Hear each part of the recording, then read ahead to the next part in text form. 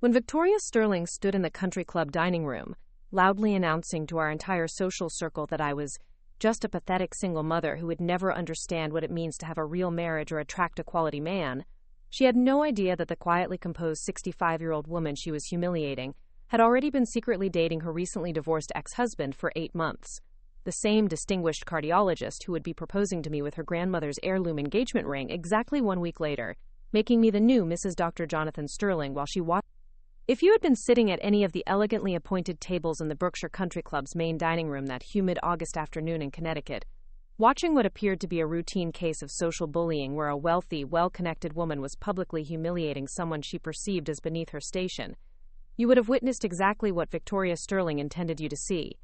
A confident 58-year-old real estate mogul putting a lesser woman in her place while demonstrating her own superiority and social dominance in front of an audience of influential community members who controlled business operations. The Brookshire Country Club, where this confrontation was taking place, represented everything Victoria Sterling believed gave her power and authority over people like me. A $2.8 million membership fee that excluded anyone without substantial wealth, a century-old tradition of social hierarchy that privileged families with generational money over new money professionals, and an atmosphere of entitled exclusivity that enabled wealthy members to treat outsiders and perceived inferiors with casual cruelty, while maintaining the facade of sophisticated social breeding and refined culture. Victoria's position at the country club had been secured through her marriage to Dr. Jonathan Sterling 15 years earlier, when her real estate business was struggling, and her first marriage to a failed investment banker had ended in bankruptcy and social humiliation that had nearly destroyed her reputation in Connecticut's competitive social landscape. Her access to the club's dining rooms, tennis courts, and networking opportunities had been entirely dependent on Jonathan's medical practice, his family's long-standing membership, and his willingness to sponsor her admission, despite the reservations of other members who questioned her background and professional credentials. The dining room where Victoria delivered her calculated insult was a monument to old money privilege and social exclusion, featuring hand-painted murals depicting fox hunting scenes, crystal chandeliers imported from European palaces, and mahogany furniture that had been crafted by master artisans whose work was displayed in museums throughout New England. The atmosphere was designed to intimidate outsiders and reinforce hierarchies that privileged inherited wealth over earned success, social connections over individual achievement, and traditional family structures over modern professional accomplishments. Victoria Sterling herself was impeccably dressed in a custom-tailored Oscar de la Renta suit that cost more than most people's monthly salary,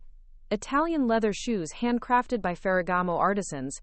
and jewelry that included a Cartier diamond necklace, Bulgari earrings, and the Patek Philippe watch that had been Jonathan's gift to her for their 5th wedding anniversary. Her appearance reflected the lifestyle of someone who had never questioned her access to unlimited resources, or her ability to control social situations through displays of wealth, status symbols, and the assumption that her success in real estate qualified her to judge other women's worth based on their marital status and family circumstances. Her platinum blonde hair was styled by the same Madison Avenue salon that served entertainment industry executives and technology entrepreneurs' wives, and her posture conveyed the confidence of someone who had spent 15 years believing that her marriage to a successful surgeon made her superior to women who had built their careers independently, or who had faced the challenges of single parenthood without the financial security that came from marrying into established professional and social networks.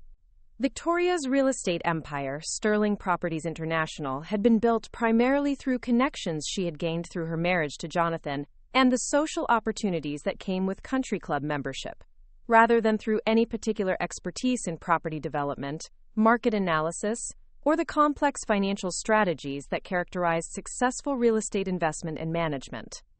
Her client list included wealthy families who had been referred through country club social networks, medical colleagues of her husband's practice, and investors who had been impressed by her association with Jonathan's reputation rather than her own professional credentials or track record. The Sterling Properties International offices occupied an entire floor of a prestigious Stamford office tower, with floor-to-ceiling windows overlooking Long Island Sound and conference rooms equipped with technology that was designed more for impressive presentations than for sophisticated market analysis or strategic planning that would have been necessary for genuine expertise in commercial real estate development and investment management. Victoria's success had been built on her ability to leverage social connections and her husband's professional reputation, rather than on deep understanding of real estate markets, financing structures, or the regulatory frameworks that governed commercial property development in Connecticut's competitive and heavily regulated business environment. Her approach to real estate had been essentially social networking with expensive office space, rather than the kind of analytical expertise that characterized successful real estate professionals who built their businesses on knowledge, market understanding, and strategic thinking. But what made Victoria's confidence particularly dangerous that August afternoon was her complete misunderstanding of the woman she was attempting to humiliate and socially destroy.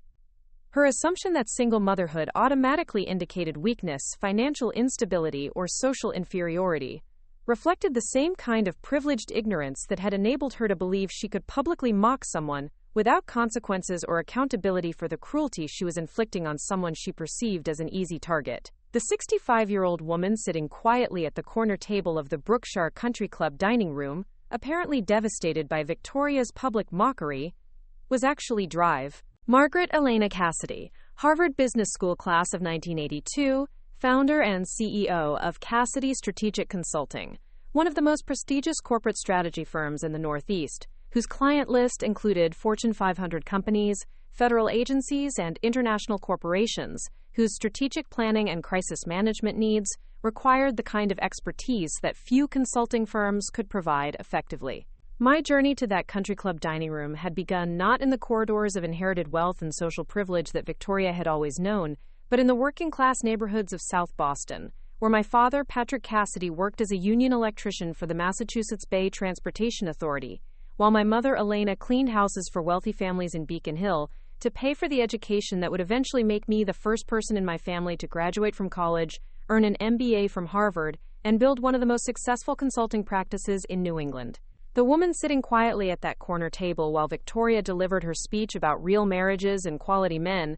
had earned her Bachelor of Science in Economics from Boston College in 1979, graduating summa cum laude despite working 40 hours per week in downtown law firms to pay tuition and living expenses that her parents' modest income could not cover. My undergraduate thesis on corporate restructuring strategies during economic downturns had earned recognition from the American Management Association and resulted in my acceptance to Harvard Business School with a merit scholarship that made it possible for an electrician's daughter to attend one of the world's most prestigious business institutions. My MBA years at Harvard from 1980 to 1982 had been transformative in ways that extended far beyond academic achievement into personal growth and professional preparation that would enable me to succeed in the male-dominated world of corporate consulting, where intelligence, strategic thinking, and analytical capabilities were valued above social connections or family wealth. My participation in Harvard Business Review publications,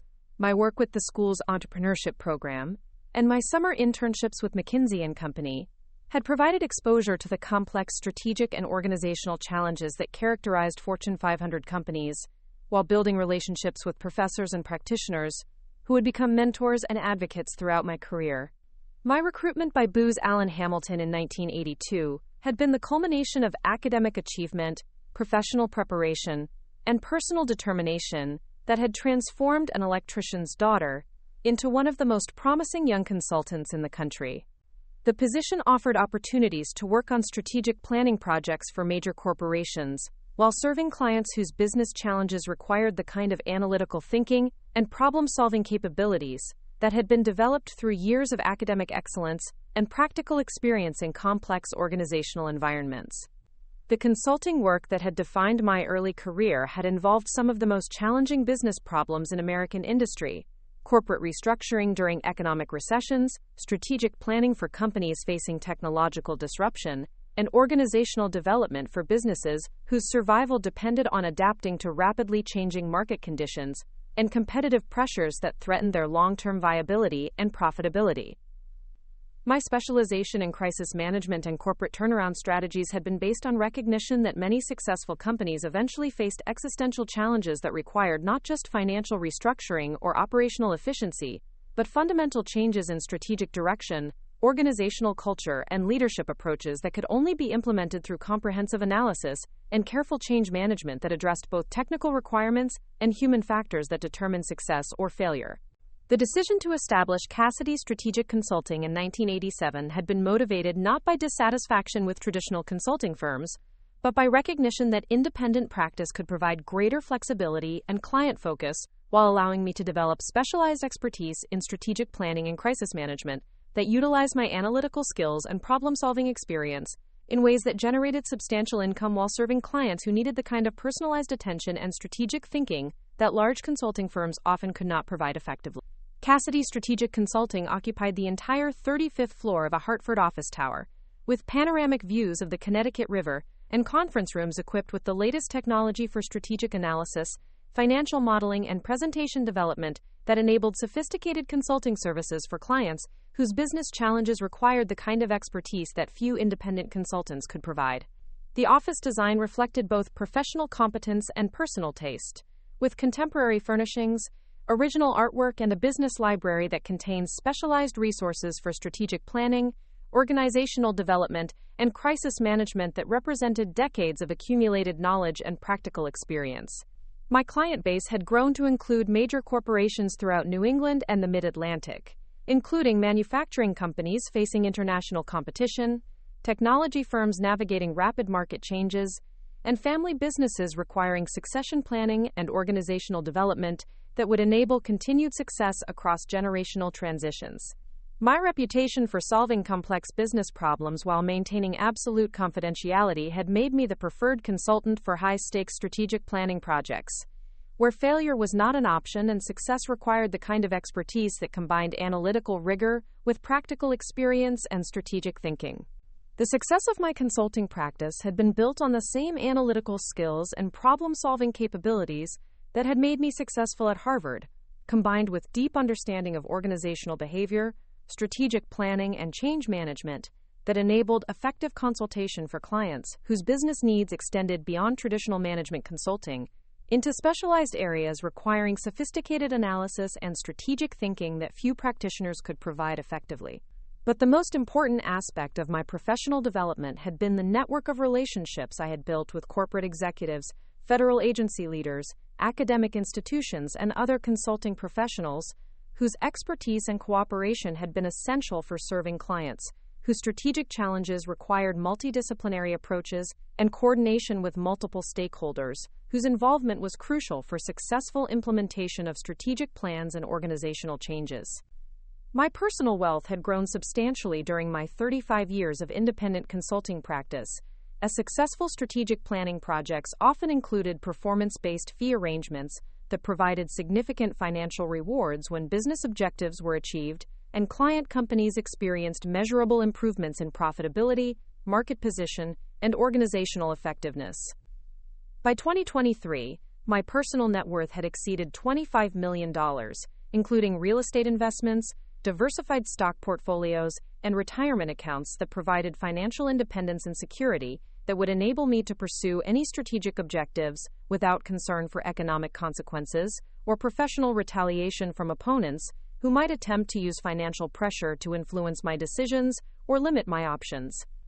The single motherhood that Victoria Sterling was mocking so publicly had been the result of my marriage to Dr. James Morrison, a brilliant cardiac surgeon whose dedication to his medical practice and research had created a partnership based on mutual respect for professional achievement and shared commitment to excellence in our respective fields.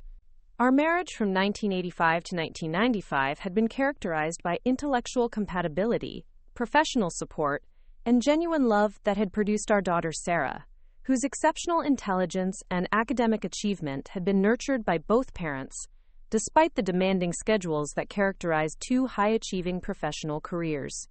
James's death in a car accident in 1995, when Sarah was only 8 years old, had transformed me from a married professional into a single mother facing the challenge of raising a brilliant child while maintaining a demanding consulting practice that required extensive travel, long hours of client work, and the kind of professional dedication that was difficult to balance with family responsibilities and the emotional needs of a grieving child who had lost her father during a crucial period of her development.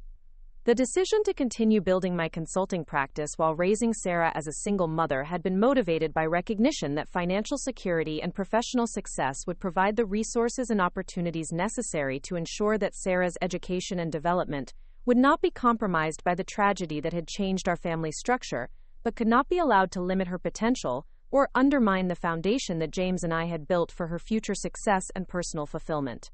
Sarah's childhood had been enriched by advantages that my consulting success made possible: private school education at elite Connecticut preparatory institutions, summer programs that developed her interests in law and public service, extensive travel that exposed her to different cultures and broadened her perspective on global opportunities and responsibilities, and family traditions that maintained connection to her father's memory while creating new experiences that supported her emotional development and academic achievement. My role as a single mother had required balancing professional demands with family responsibilities in ways that tested both my organizational capabilities and my emotional resilience. But the experience had also demonstrated that traditional family structures were not prerequisites for raising successful children or maintaining professional excellence. When proper support systems and strategic planning enabled effective management of competing priorities and complex scheduling requirements. Sarah's academic excellence had been evident from early childhood, with standardized test scores and grade point averages that positioned her for admission to the most competitive colleges and universities in the country. Her interest in law and public service had been encouraged through internships with federal agencies, volunteer work with civil rights organizations, and summer programs at prestigious law schools that provided exposure to legal careers and public service opportunities that aligned with her interests and capabilities. Sarah's admission to Harvard Law School in 2005 had been the culmination of academic achievement and personal development that reflected both her exceptional intelligence and the educational opportunities that my consulting success had made possible. Her law school years had been characterized by academic excellence, participation in law review publications, and internships with federal courts that provided exposure to the judicial system and legal procedures that would eventually support her own career in federal service. Sarah's appointment as a federal district judge in 2018, at the remarkably young age of 31, had been the culmination of legal career that included prosecution work with the Department of Justice, private practice with prestigious law firms, and judicial clerkships that had provided comprehensive preparation for federal judicial service. Her appointment had been supported by unanimous confirmation from legal organizations, bar associations, and judicial colleagues who recognized her exceptional qualifications and commitment to justice that made her an ideal candidate for federal judicial service. But what made my apparent vulnerability during Victoria's public mockery particularly ironic was that the pathetic single mother she was humiliating had been secretly dating her ex-husband, Dr. Jonathan Sterling, for 8 months, developing a romantic relationship that provided everything my previous marriage had offered: intellectual compatibility, professional respect, and genuine love, while also offering the security and companionship that had been missing from my life since James's death 28 years earlier. My relationship with Jonathan Sterling had begun in December 2022, when we had been introduced at a medical conference where I was presenting strategic planning workshops for hospital administrators and healthcare executives who needed consulting services for organizational development and operational efficiency improvement that would enable their institutions to adapt to changing healthcare markets and regulatory requirements. Jonathan's background as a cardiac surgeon whose career had been built on medical excellence, research innovation, and commitment to patient care represented everything that Victoria Sterling had never appreciated or understood during their 15-year marriage. His appointment as chief of cardiology at Hartford Hospital had been earned through decades of surgical excellence, research publications, and professional leadership that had made him one of the most respected cardiac surgeons in New England. Dr. Jonathan Sterling represented everything that Victoria had taken for granted and failed to value during their marriage: genuine integrity, intellectual curiosity, and commitment to service that had earned him respect from medical colleagues, gratitude from thousands of patients whose lives he had saved, and recognition from professional organizations that honored his contributions to cardiac surgery and medical research. Our relationship had developed gradually over several months of dinners, cultural events, and long conversations that revealed how much we had in common intellectually and emotionally, despite the different paths our careers had taken in consulting and medicine. Jonathan's understanding of professional demands, his appreciation for the challenges faced by single mothers, and his respect for my business achievements had created immediate compatibility that was enhanced by physical attraction and emotional connection that had been missing from both of our lives for years. Jonathan's divorce from Victoria had been finalized 18 months earlier, after a marriage that had become increasingly strained by her focus on social status, material acquisitions, and public displays of wealth that contrasted sharply with his commitment to medical practice, research, and the kind of service-oriented values that had motivated his career in cardiac surgery and hospital leadership. The divorce settlement had been particularly favorable to Jonathan, as Victoria's real estate business had been struggling during the economic uncertainties that followed the COVID-19 pandemic, while Jonathan's medical practice and hospital salary had remained stable and substantial. Victoria's demands for alimony and property division had been limited by prenuptial agreements that protected Jonathan's premarital assets and professional earnings, leaving her with significantly reduced financial resources and social status that depended entirely on her own business success, rather than her association with Jonathan's medical reputation and income. Jonathan's decision to end his marriage to Victoria had been motivated by recognition that their relationship lacked the intellectual partnership and shared values that he needed for personal fulfillment and professional support. Victoria's focus on social climbing, conspicuous consumption, and public displays of status had become incompatible with Jonathan's commitment to medical service and his desire for authentic relationships based on mutual respect rather than transactional exchanges of financial security for social access. But the most satisfying aspect of my secret relationship with Jonathan was his possession of the Sterling family heirloom engagement ring, a 3.5-carat emerald-cut diamond surrounded by sapphires that had belonged to his grandmother and had been passed down through 3 generations of Sterling family marriages. The ring that Victoria had worn during their marriage had been returned to Jonathan's family vault following their divorce, as the prenuptial agreement had specified that family heirlooms would remain with the Sterling family, regardless of the outcome of their marriage. Victoria's assumption that she would inherit the Sterling family jewelry had been one of many miscalculations she had made during her marriage, as her focus on immediate material benefits had prevented her from understanding the legal and family traditions that governed inherited property and generational wealth transfer in established American families like the Sterlings, whose assets had been protected through trusts and legal structures that excluded divorced spouses from permanent ownership of family treasures. The elegant ivory wedding invitations that would be delivered to Victoria Sterling and every member of the Brookshire Country Club exactly 1 week after her public mockery had been designed by the same New York stationer who had created invitations for pharmaceutical company executives, federal agency leaders, and international business executives whose social celebrations required the finest materials and most sophisticated design work that reflected their achievements and social standing. The guest list for my wedding to Dr. Jonathan Sterling included every cardiac surgeon in New England, prominent business executives who had been my consulting clients, federal judges who were Sarah's judicial colleagues, and social leaders whose presence would ensure that Victoria's humiliation would be witnessed by the entire professional and social community, where her reputation and business relationships were essential for her continued success and financial survival.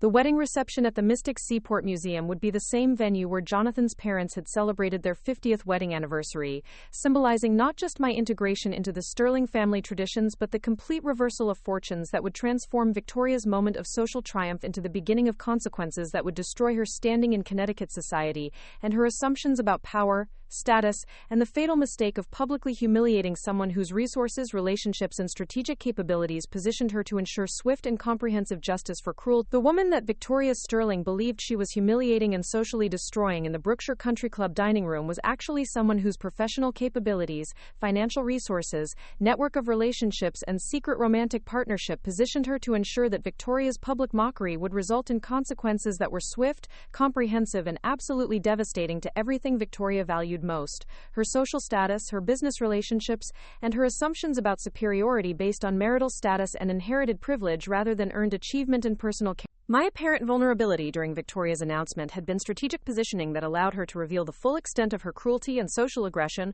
while providing the final motivation I needed to ensure that her public mockery would result in consequences that would serve as a permanent reminder that some people should never be underestimated. particularly when they possess the expertise, resources, and hidden advantages necessary to transform apparent defeat into complete victory and lasting justice for those who mistake kindness for weakness and confuse quiet dignity with social inferiority.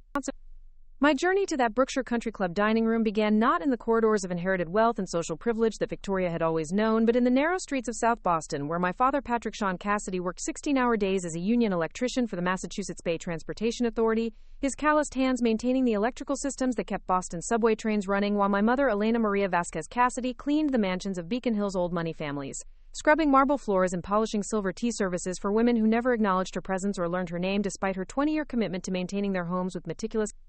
The three-bedroom triple-decker house where I spent my childhood at 47 Dorchester Street was a world away from the manicured estates and country club privileges that Victoria Sterling had inherited through her strategic marriages and social climbing. But it was also the foundation of work ethic, intellectual curiosity, and moral principles that would eventually enable me to build success that was genuine, earned, and unshakable because it was based on competence rather than connections, achievement rather than inheritance, and character rather than the kind of social manipulation that had characterized Victoria's entire approach to wealth and status acquisition.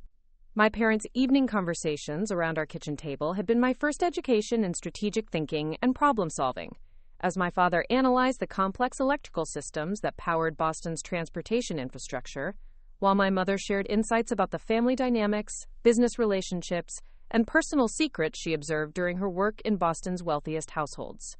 Their discussions taught me that success often required understanding systems that others took for granted, identifying weaknesses that could be exploited or strengthened, and maintaining professional discretion while gathering information that could be valuable for strategic planning and competitive advantage. The academic excellence that would eventually earn me admission to Harvard Business School had been evident from elementary school, where my teachers recognized exceptional analytical capabilities and intellectual curiosity that set me apart from classmates whose educational opportunities were limited by family circumstances, economic constraints, and community expectations that discouraged academic ambition beyond basic employment preparation and immediate economic needs. My acceptance to Boston Latin School, the city's most prestigious public high school, had been the first indication that educational achievement could provide pathways to opportunities that were normally reserved for children from wealthy families, with inherited social advantages and unlimited resources for private education, test preparation, and academic support services that enhanced natural intelligence and created competitive advantages for college admissions and scholarship opportunities. The 4 years I spent at Boston Latin School from 1975 to 1979 had been transformative in ways that extended far beyond academic preparation into exposure to classical education, rigorous intellectual standards, and competitive environments that prepared students for leadership roles in business, government, and professional fields where excellence was expected and mediocrity was not tolerated. My classmates included children from Boston's most prominent families, alongside scholarship students like myself, who had earned admission through academic merit rather than family connections or financial resources. My participation in debate team, academic competitions, and leadership organizations at Boston Latin had provided crucial experience in public speaking, strategic argumentation, and organizational management that would prove invaluable throughout my consulting career. The school's emphasis on classical literature, historical analysis, and logical reasoning had developed analytical capabilities and intellectual confidence that enabled success in competitive academic environments where social background was less important than demonstrated competence and intellectual achievement. The scholarship opportunities that made my college education possible had been earned through standardized test scores that placed me in the top 1% nationally, grade point averages that reflected 4 years of academic excellence, and extracurricular achievements that demonstrated leadership potential and commitment to community service that distinguished my applications from thousands of other academically qualified candidates competing for limited financial aid and merit-based scholarships. My acceptance to Boston College in 1979 with a full academic scholarship had been the culmination of 12 years of academic excellence and strategic planning that had positioned me for admission to one of the Northeast's most prestigious universities, despite family circumstances that provided no financial resources for college education or social connections that could facilitate academic opportunities through family influence or inherited advantages. The economics program at Boston College had provided rigorous training in quantitative analysis, statistical modeling, and economic theory that formed the intellectual foundation for strategic thinking and financial analysis that would characterize my consulting career. My professors included economists whose research influenced national policy, business leaders whose practical experience complemented academic knowledge, and visiting scholars whose international perspectives broadened my understanding of global markets and competitive dynamics that affected American businesses and investment opportunities. My undergraduate thesis on corporate restructuring strategies during economic downturns had been selected for publication in the Boston College Economics Review and had earned recognition from the American Economic Association for original research that contributed new insights about organizational adaptation and strategic planning during periods of market volatility and competitive pressure. The research had involved analysis of over 200 corporate restructuring cases, statistical modeling of success factors, and development of strategic frameworks that could be applied across industries and business circumstances. The thesis research had also provided my first exposure to corporate consulting methodologies, as I had interviewed executives from McKinsey & Company, Booz Allen Hamilton, and other prestigious consulting firms whose strategic planning approaches and analytical techniques had influenced my academic work while demonstrating career opportunities that combined intellectual rigor with practical business application and substantial financial rewards for successful practitioners. My graduation from Boston College in 1982, as valedictorian with summa cum laude honors, had been accompanied by acceptance to Harvard Business School with a merit scholarship that covered full tuition and living expenses, making it possible for an electrician's daughter to attend the world's most prestigious business institution, alongside students whose family wealth and social connections had provided every advantage that money could purchase. The Harvard Business School experience from 1982 to 1984 had been intellectually challenging and professionally transformative in ways that extended far beyond classroom education into networking opportunities, case study analysis, and exposure to business leaders whose success had been built on strategic thinking, analytical rigor, and leadership capabilities that could be developed through proper education and practical experience regardless of family background or inherited social advantages. My section at Harvard included future CEOs of Fortune 500 companies, investment banking executives whose careers would influence global financial markets, and entrepreneurs whose startup companies would eventually become technology giants that transformed entire industries. The competitive environment had been intense but collaborative. As students whose individual success depended on group performance and mutual support, developed relationships that would provide professional opportunities and strategic partnerships throughout their careers. The case study method that dominated Harvard's curriculum had been perfect training for consulting work, as it required rapid analysis of complex business problems, identification of strategic alternatives, and development of recommended solutions that could be implemented successfully despite incomplete information, competing stakeholder interests, and resource constraints that characterized real-world business environments, where theoretical knowledge had to be combined with practical judgment and strategic thinking. My concentration in corporate strategy and organizational behavior had been designed to prepare for consulting careers that required understanding of strategic planning processes, change management techniques, and leadership approaches that enabled successful implementation of complex business transformations. The coursework had included financial analysis, operations management, marketing strategy, and international business that provided comprehensive business knowledge while developing analytical capabilities and strategic thinking skills that were essential for effective consulting practice. The summer internship I completed at McKinsey & Company between my first and second years at Harvard had been my introduction to the consulting profession and confirmation that strategic consulting provided the perfect combination of intellectual challenge, practical business application, and financial rewards that aligned with my career objectives and personal interests. The internship had involved work on corporate restructuring projects for manufacturing companies, strategic planning for technology firms, and organizational development for service businesses that were adapting to changing market conditions and competitive pressures. My performance during the McKinsey internship had been recognized through formal evaluation processes that rated my analytical capabilities, client communication skills, and strategic thinking as exceptional, leading to a full-time offer upon graduation that would have provided immediate entry into one of the world's most prestigious consulting firms. However, my decision to join Booz Allen Hamilton instead had been based on opportunities for faster advancement, greater client responsibility, and specialized focus on crisis management and corporate turnaround work that aligned with my interest in high-stakes strategic consulting, where business survival depended on correct analysis and successful implementation. My recruitment by Booz Allen Hamilton in 1984 had been the culmination of academic achievement, professional preparation, and demonstrated competence that had positioned me as one of the most promising consulting candidates in my Harvard graduating class.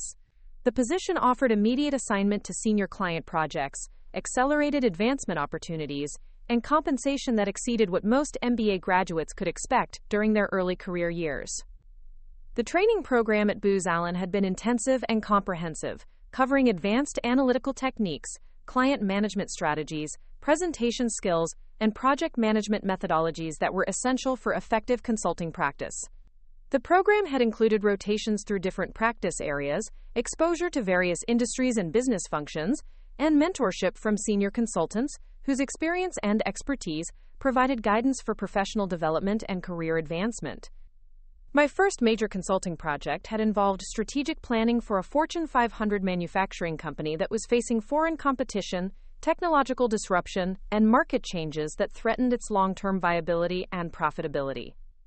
The project had required analysis of global competitive dynamics, assessment of technological alternatives, and development of strategic recommendations that would enable the company to maintain market position while adapting to changing business conditions. The manufacturing company case had been particularly challenging because it involved multiple stakeholder groups with conflicting interests, complex technical considerations that required specialized knowledge, and implementation challenges that extended across multiple business units and geographic locations. My role had included data analysis, stakeholder interviews, competitive research, and development of strategic alternatives that addressed both immediate operational challenges and long-term strategic positioning requirements. The success of the manufacturing project had been measured through improved financial performance, successful implementation of recommended strategies, and client satisfaction scores that reflected effective problem-solving and professional service delivery. The project had also demonstrated my capability for managing complex analytical work, communicating effectively with senior executives,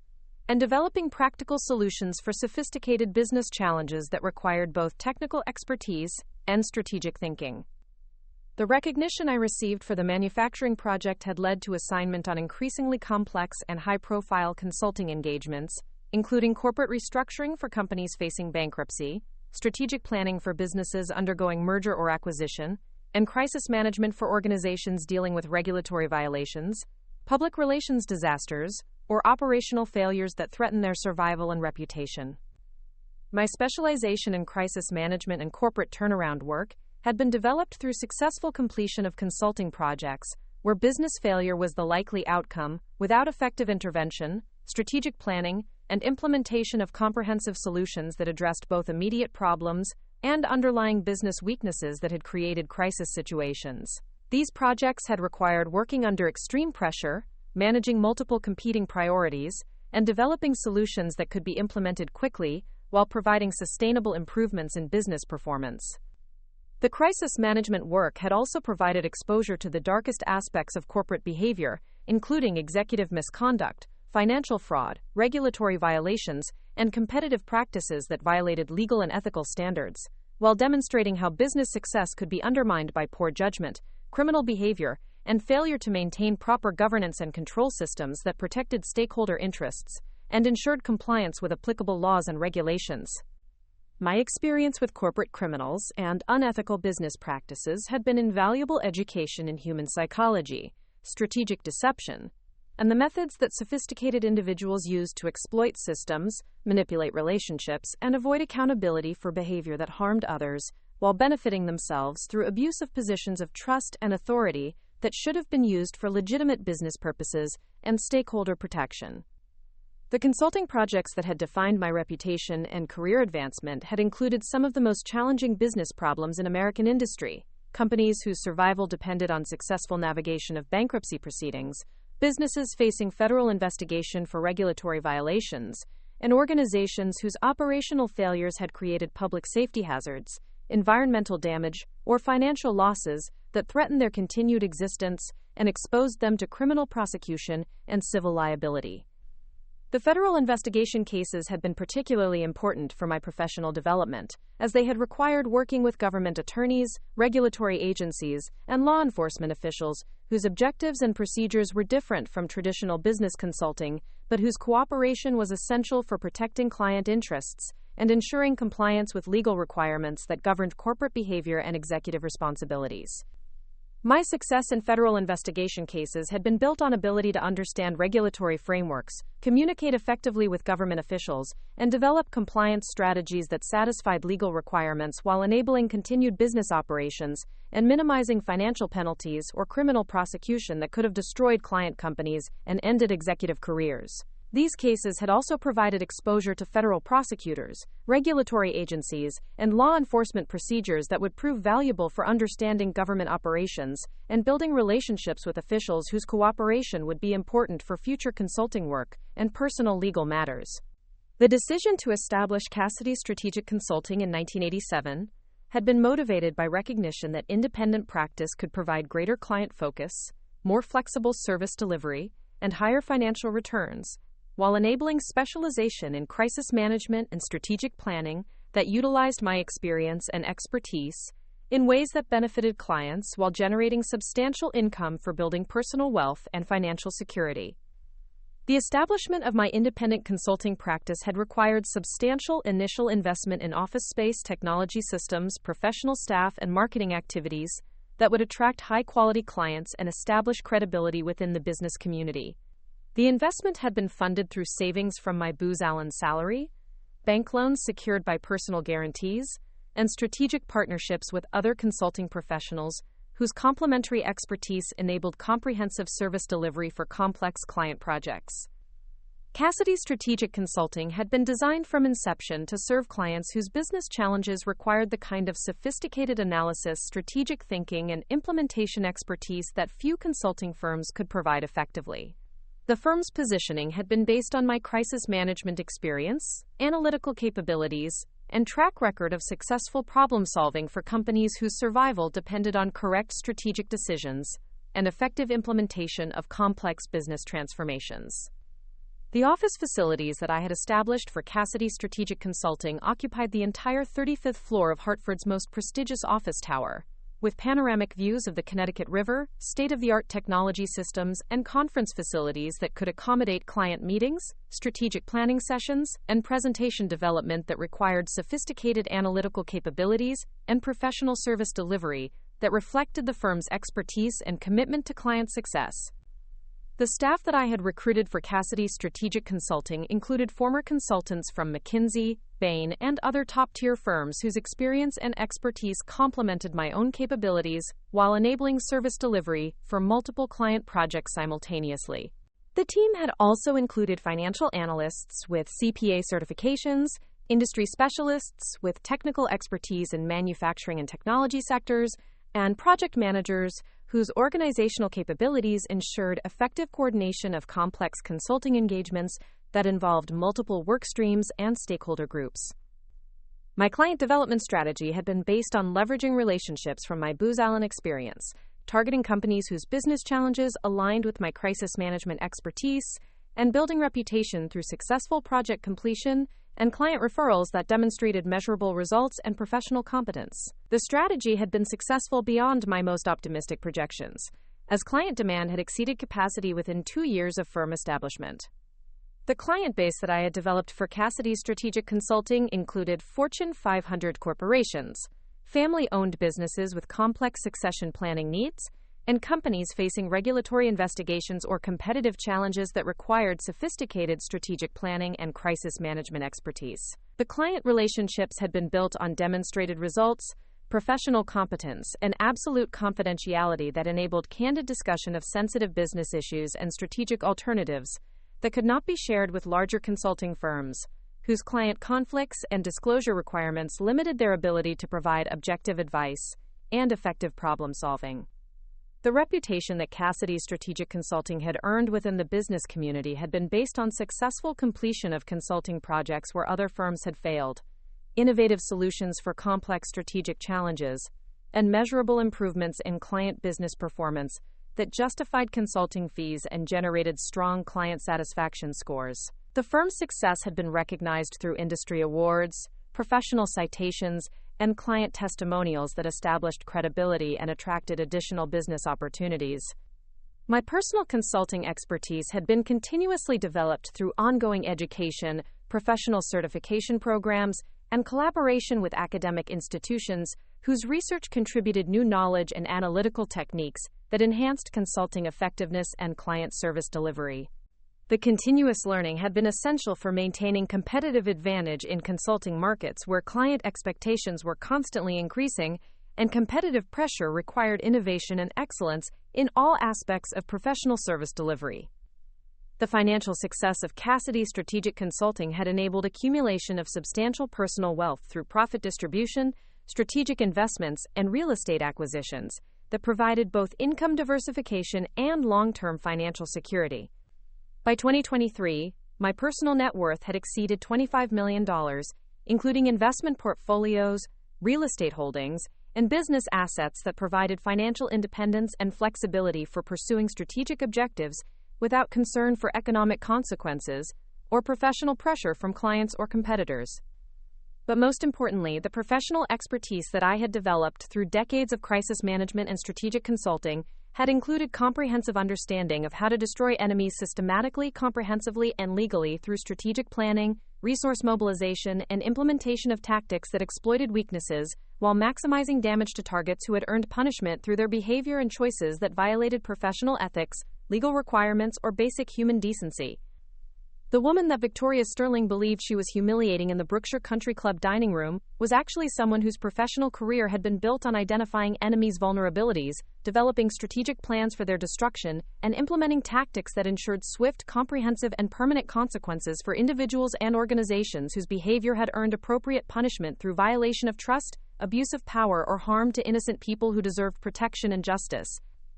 Victoria Sterling was about to learn that some people should never be underestimated, particularly when they possessed the expertise, resources, and strategic capabilities necessary to ensure that cruelty and social aggression would result in consequences that exceeded the perpetrator's worst nightmares, while providing satisfaction and justice for those who had been wronged by individuals whose arrogance and privilege had convinced them that they could harm others without facing appropriate accountability for their choices and behavior. To understand why Victoria Sterling's public mockery in the Brookshire Country Club dining room represented such a catastrophic miscalculation and why the social world she thought she controlled would soon become the stage for her complete humiliation and professional destruction,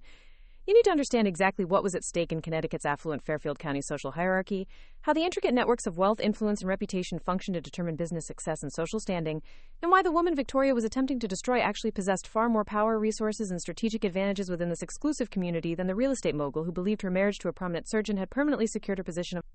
The Brookshire Country Club, where Victoria Sterling delivered her calculated insult, was not merely an exclusive recreational facility, but the epicenter of a social and economic ecosystem that controlled millions of dollars in business opportunities, determined professional reputations, and managed access to the networks of wealthy families, corporate executives, and political leaders whose decisions influenced everything, from municipal development projects to federal government contracts that could make or break businesses throughout Connecticut and the broader Northeast Corridor. Established in 1923 by railroad magnates, textile industrialists, and banking families whose fortunes had been built during America's Gilded Age, the Brookshire Country Club occupied 450 acres of pristine Connecticut countryside that had been transformed into a masterpiece of landscape architecture featuring championship golf courses designed by Donald Ross, tennis courts that had hosted professional tournaments, and equestrian facilities that attracted Olympic-level riders and international competition events that brought global attention to Connecticut's horse country. The club's main building was a monument to American wealth and architectural sophistication, constructed from Indiana limestone and featuring interior spaces designed by the same architects who had created Newport mansions and Fifth Avenue palaces for families whose names appeared on museums, universities, and charitable foundations throughout New England. The dining rooms, ballrooms, and private meeting spaces were decorated with original artwork, antique furnishings, and historical artifacts that reflected the cultural refinement and social aspirations of members, whose combined net worth exceeded the gross domestic product of small nations. The membership requirements for Brookshire Country Club extended far beyond the $2.8 million initiation fee that excluded middle-class professionals and small business owners from consideration for admission. Prospective members were required to demonstrate not only substantial personal wealth but also family histories that reflected appropriate social breeding, educational credentials from elite institutions, and professional achievements that contributed to Connecticut's economic development and cultural sophistication. The membership committee that evaluated applications for club admission included federal judges, Fortune 500 CEOs, university presidents, and generational wealth families, whose approval was required for access to the social networks and business relationships that determine success in Connecticut's interconnected community of wealthy professionals, established families, and influential power brokers, who controlled access to exclusive opportunities and prestigious social circles. Current membership at Brookshire Country Club included technology executives whose companies had been acquired for billions of dollars, pharmaceutical industry leaders whose research had produced breakthrough medical treatments, financial services professionals who managed investment portfolios for international clients, and entertainment industry figures whose projects had won Academy Awards and Emmy recognition while generating hundreds of millions in revenue for studio partners and distribution companies. The club's board of directors read like a directory of American business and political leadership, including former cabinet secretaries, retired military generals, Supreme Court justices, and corporate executives whose strategic decisions influenced global markets and shaped public policy at federal and international levels. Board membership was limited to individuals whose achievements and influence extended far beyond Connecticut into national and international spheres, where their leadership affected millions of people and billions of dollars in economic activity. The social calendar at Brookshire Country Club was carefully orchestrated to maximize networking opportunities and facilitate business relationships that generated substantial economic benefits for members whose success depended on access to exclusive deals, strategic partnerships, and investment opportunities that were only available through personal connections and social introductions that could not be obtained through conventional business channels or professional associations. The annual charity gala that served as the club's premier social event attracted attendees from throughout the Northeast Corridor, including governors, senators, cabinet officials, and international business leaders whose presence demonstrated the club's influence and the social importance of maintaining membership in good standing. The gala had raised over $15 million annually for charitable causes while providing opportunities for business development, political networking, and social advancement that were unavailable through any other venue or organization. The summer polo tournaments held at Brookshire attracted international players, corporate sponsors, and social media coverage that positioned the club as a destination for wealthy individuals seeking exclusive recreational experiences and networking opportunities with other successful professionals. The tournaments had been featured in architectural magazines, lifestyle publications, and business journals that recognized the club's role in facilitating relationships and business development for members whose success required access to exclusive social circles and prestigious recreational activities. The golf courses at Brookshire had been the site of corporate tournaments, political fundraisers, and business meetings where major deals were negotiated and strategic partnerships were developed among members whose professional relationships extended far beyond recreational activities into business collaborations that generated substantial economic benefits for participants. The golf facilities had been designed specifically to facilitate networking and relationship building while providing world-class recreational experiences that attracted successful professionals from throughout the region. The dining facilities at Brookshire Country Club were managed by culinary professionals, whose experience included Michelin-starred restaurants, exclusive catering operations, and private chef services for wealthy families, whose entertainment requirements demanded the highest levels of sophistication and service quality. The dining rooms featured wine collections that included rare vintages and limited production bottles, whose value exceeded the annual salaries of most professionals, while the culinary program offered seasonal menus that incorporated ingredients sourced from exclusive suppliers and specialty producers, whose products were available only through elite hospitality venues. The private dining rooms and event spaces at Brookshire were regularly utilized for business meetings, strategic planning sessions, and confidential discussions, where deals worth millions of dollars were negotiated among members whose professional relationships and mutual trust enabled complex transactions and strategic partnerships that would have been impossible through conventional business channels or formal professional relationships. But what made Victoria Sterling's position at Brookshire Country Club particularly precarious was that her membership and social standing were entirely dependent on her association with Dr. Jonathan Sterling's medical practice, family connections, and professional reputation, rather than on her own business achievements or independent financial resources that could sustain club membership and social prominence, regardless of her marital status or personal relationships. Victoria's real estate business, Sterling Properties International, had been built primarily through referrals from other club members, social connections facilitated by her marriage to Jonathan, and business opportunities that had been made available through country club networking, rather than through her own expertise in real estate development, market analysis, or the complex financial strategies that characterize successful real estate investment and management operations. The Sterling Properties International offices in Stamford's most prestigious business district had been leased through connections provided by Jonathan's medical colleagues, financed through banking relationships that were based on Jonathan's credit history and medical practice income, and staffed with employees whose salaries were supported by revenue streams that depended entirely on Victoria's access to wealthy clients, who had been referred through country club social networks and professional relationships. Victoria's client base included pharmaceutical executives who were Jonathan's medical colleagues, technology entrepreneurs who were fellow club members, and wealthy families whose real estate transactions had been facilitated through social introductions at club events and networking opportunities that would not have been available to Victoria without her marriage to a prominent surgeon whose family had been club members for 3 generations. The luxury homes that Sterling Properties International marketed to wealthy clients were primarily located in exclusive communities where club members lived, worked, and invested their wealth in real estate projects that required the kind of social access and professional relationships that Victoria had obtained through marriage, rather than through independent business development or demonstrated expertise in high-end real estate markets. Victoria's success in selling multi-million-dollar properties had been dependent on her ability to leverage Jonathan's reputation, utilize club social events for client development, and access exclusive listings through relationships that were based on social connections rather than professional competence, or demonstrated expertise in luxury real estate markets, where success required sophisticated knowledge of market dynamics, financing alternatives, and client service that extended far beyond social networking and personal charm. The international aspects of Sterling Properties International, which included marketing Connecticut properties to wealthy foreign investors and developing relationships with overseas real estate professionals,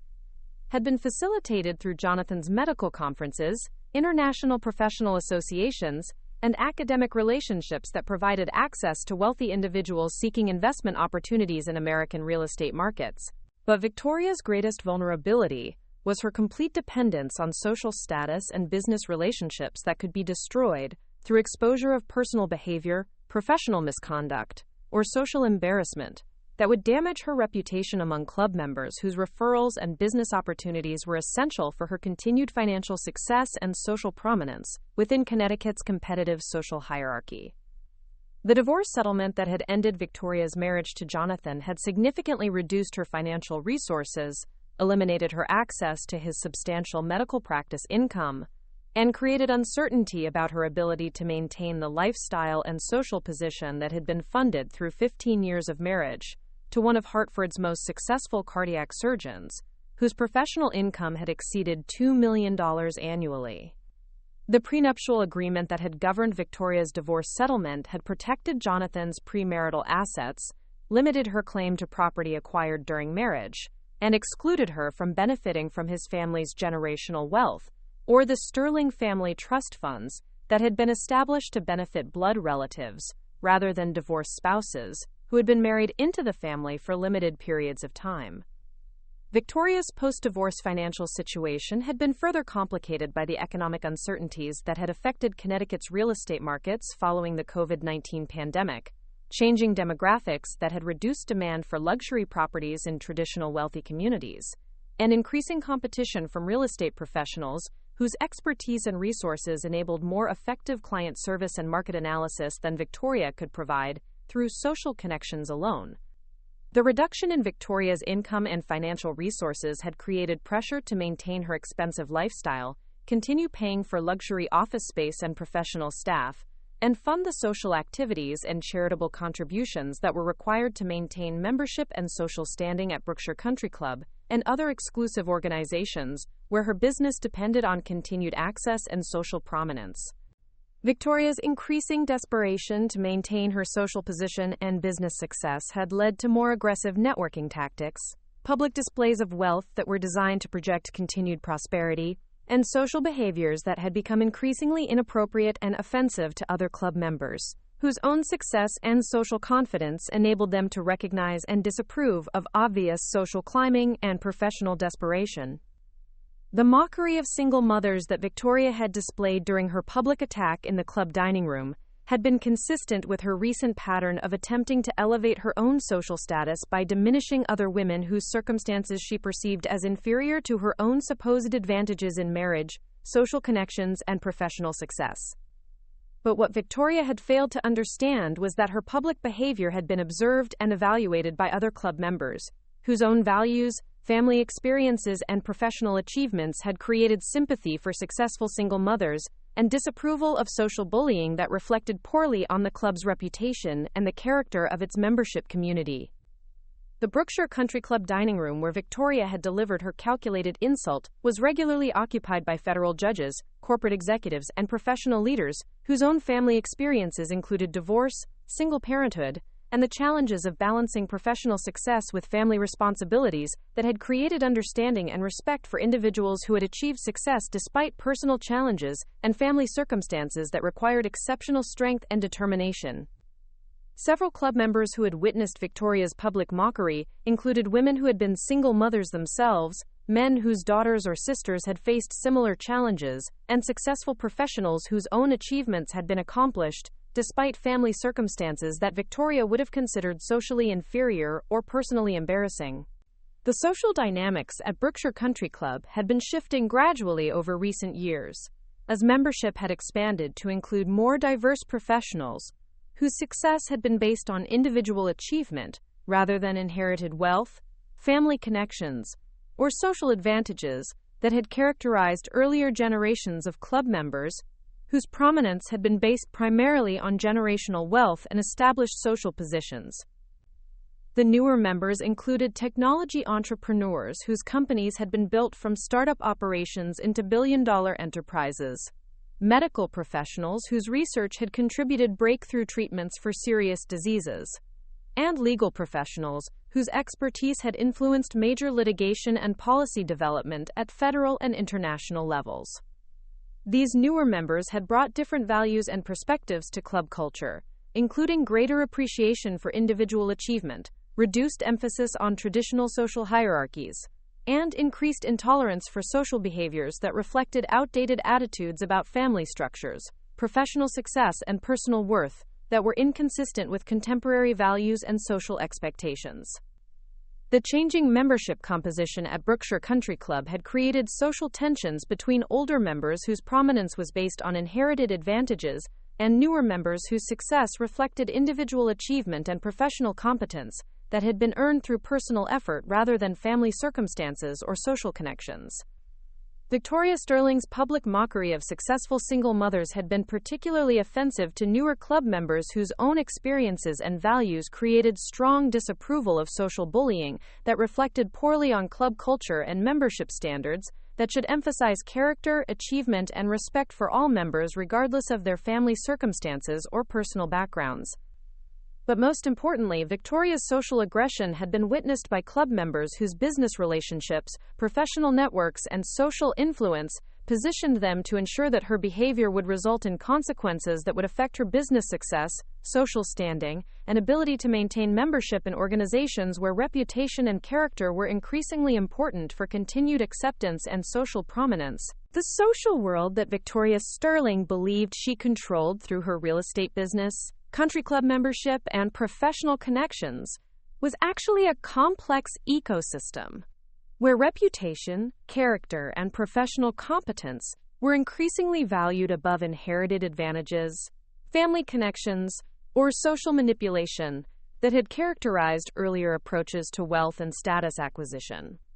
The woman that Victoria had attempted to humiliate in the Brookshire Country Club dining room was actually someone whose professional achievements, financial resources, and strategic relationships positioned her to mobilize the very social networks and business connections that Victoria depended on for her continued success and social prominence.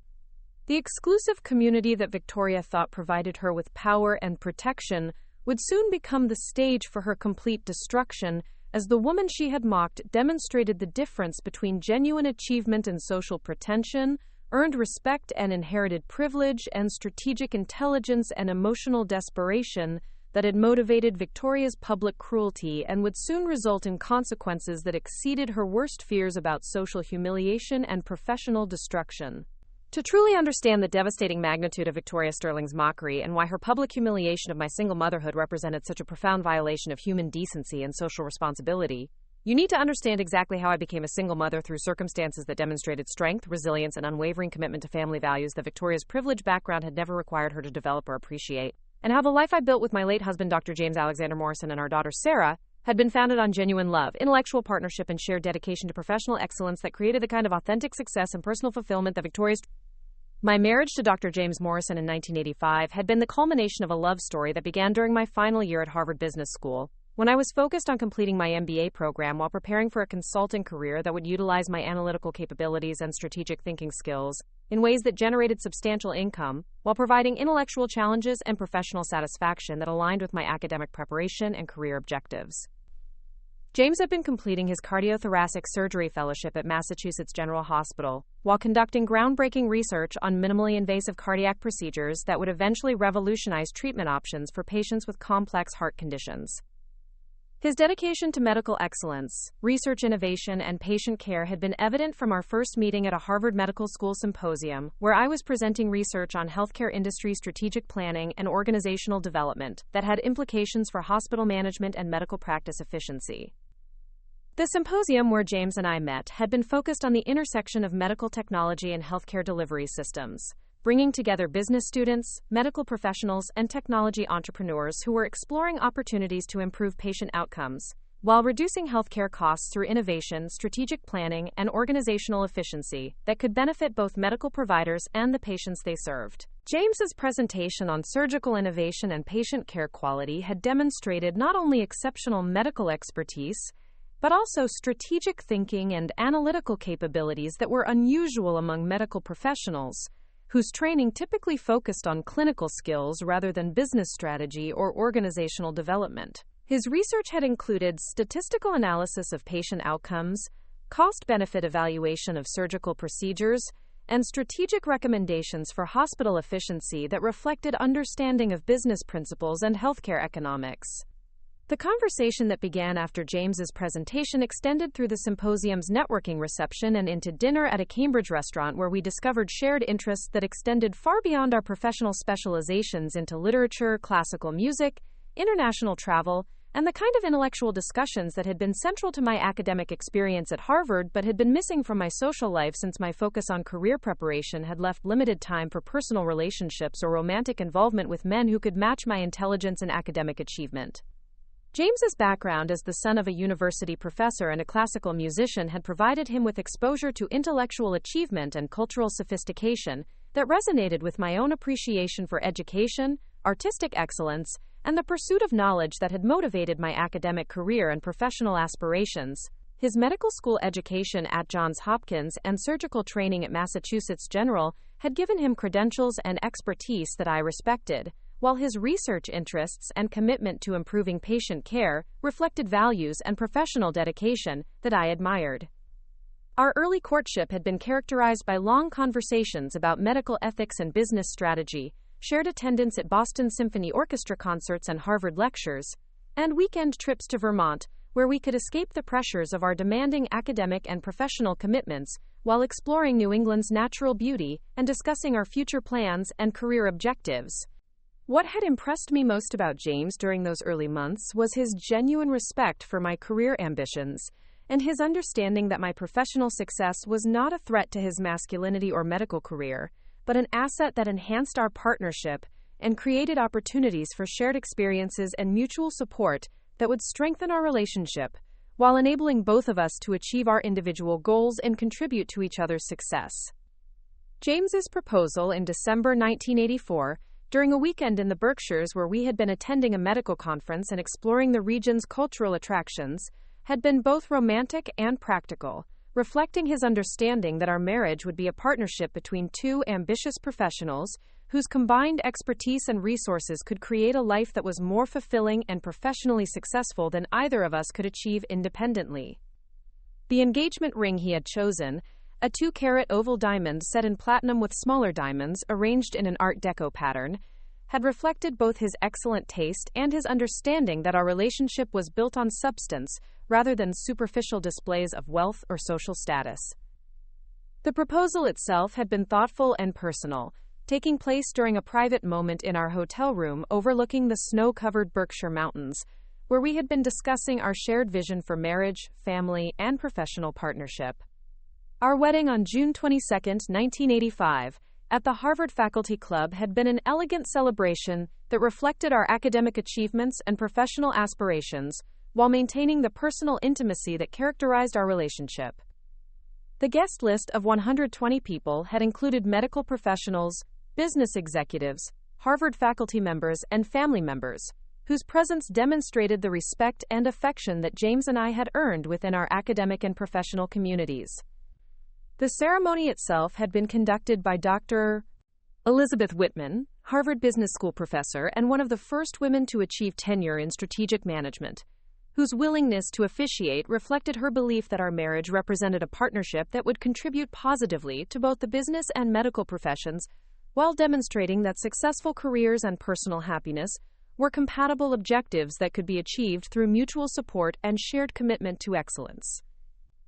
The reception at the Harvard Faculty Club had been a sophisticated celebration that featured cuisine prepared by Boston's finest caterers, musical entertainment by a string quartet from the Boston Symphony Orchestra, and dancing that continued until midnight as our guests celebrated what appeared to be the perfect union of two people whose academic excellence and professional potential had created the foundation for a life of shared achievement and personal fulfillment.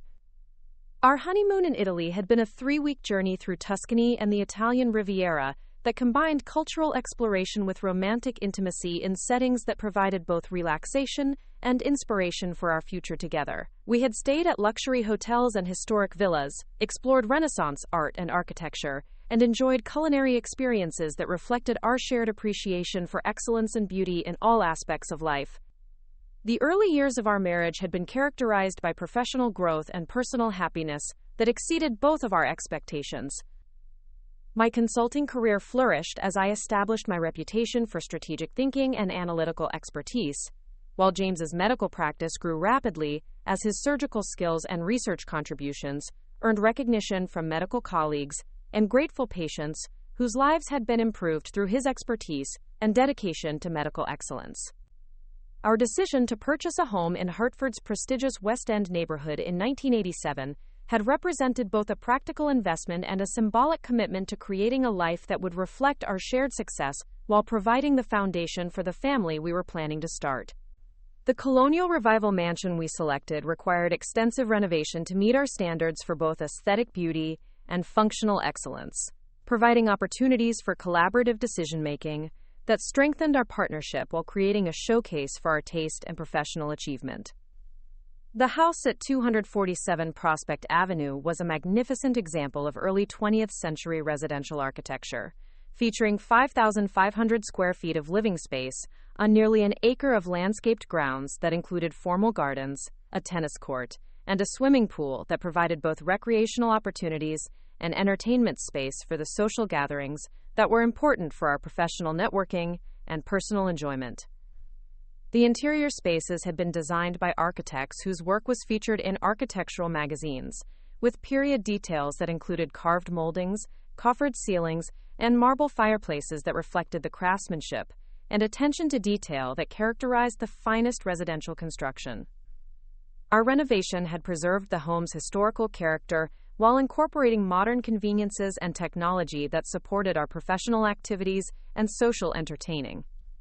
The master suite that James and I had designed included a private office where I could work on consulting projects, a library that housed our combined collection of business and medical literature, and a sitting area that overlooked the gardens where we could relax and discuss our work while enjoying the peaceful environment we had created together.